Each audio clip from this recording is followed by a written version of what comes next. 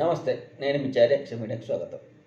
కదులుతున్న ఒక కారు పైన ఇద్దరు చిన్నారులు పడుకున్న నిద్రపోతున్నటువంటి ఒక ఘటన, దానికి సంబంధించిన వీడియో ప్రస్తుతం నెట్టింటే కలకలని చెప్తుంది.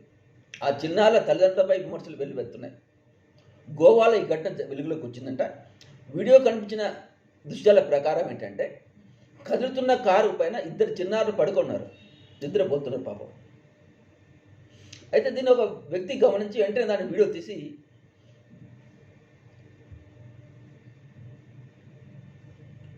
ఆ డ్రైవర్ దగ్గరికి వెళ్ళి డ్రైవర్ నిలదీశాడు.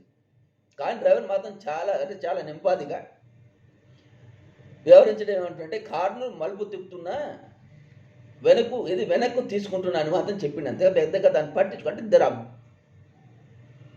చిన్నారు ఆ కారు టాప్ మీద పడుకున్నారు పాపం, నిద్రపోయినారు.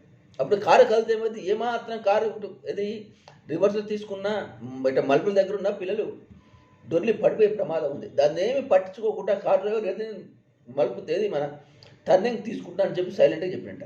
దీంతో వీడియో తీసిన దాన్ని నెట్టింట్లో పెడితే ప్రస్తుతం ఆ వీడియో వైరల్ అవుతుంది. ఈ వీడియో వైరల్ అవుతుంది. దాన్ని చూసినటువంటి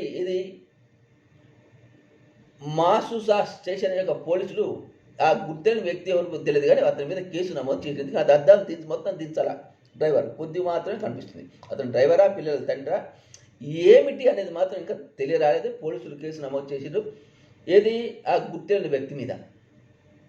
సో ఇప్పుడు కదులుతున్న కారు టాప్ మీద ఇద్దరు చిన్నారులు పడుకున్న వీడియో ఒకటి ప్రస్తుతం నెట్టింట్లో తీవ్రంగా వైరల్ అవుతుంది.